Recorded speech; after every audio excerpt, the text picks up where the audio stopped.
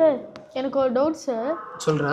ஏர்போர்ட்ல நடுவுல இருக்க மிஷின் என்ன? டேய் அது மெட்டல் டிடெக்டரா. அது நம்ம கிட்ட மெட்டல் இருக்கான்னு செக் பண்ணோம். அது எப்படி தெரிஞ்சுக்கிட்டு சார்? அந்த மிஷினுக்குள்ள ஒரு காயில் ஒயர் இருக்கு. அதுல கரண்ட் போகும்போது அது சுத்தும். அப்ப மேக்னெட் ஃபீல்ட் கிரியேட் ஆகும்டா. மேக்னெட்டிக் ஃபீல்ட்னா அது நம்மளுக்கு தெரியாது. ஆனா இன்விசிபிளா இருக்கிற ஒரு பவர் மாதிரி மெட்டலை பார்த்தா டிஸ்டர்ப் பண்ணும். நம்ம கிட்ட கேட்டா சவுண்ட் வருமா?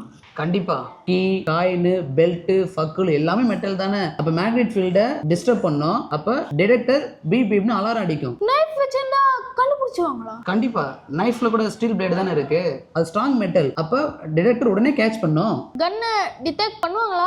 கன்ல நிறைய மெட்டல் பார்ட்ஸ் இருக்குடா. ஸ்ப்ரிங், பேரல், ட்ரிக்கர் இவ்வளவு மெட்டல் பார்ட்ஸ் இருக்கிறதால டிடெக்டர் ஸ்ட்ராங்கா சவுண்ட் பண்ணும். பாம் டிடெக்ட் பண்ணிடுமா? கண்டிப்பா.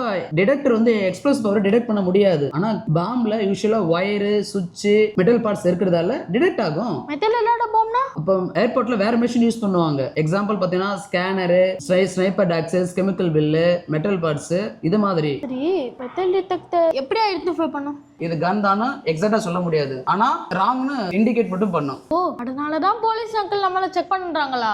கரெக்ட். இப்ப அலாரம் வந்ததுமே அங்க இருக்கிற செக்யூரிட்டி ஆபீஸ் என்ன பண்ணுவாங்கன்னா மேனுவலா செக் பண்ணுவாங்க. வாவ், சயின்ஸ் செமையா இருக்கு சார். ஆமாண்டா, டெல்லி எஃப்ல நிறைய சயின்ஸ் இருக்கு. இவ்வளவு தெரிஞ்சுக்கிட்டல படி. Okay sir. சரி ஓகே.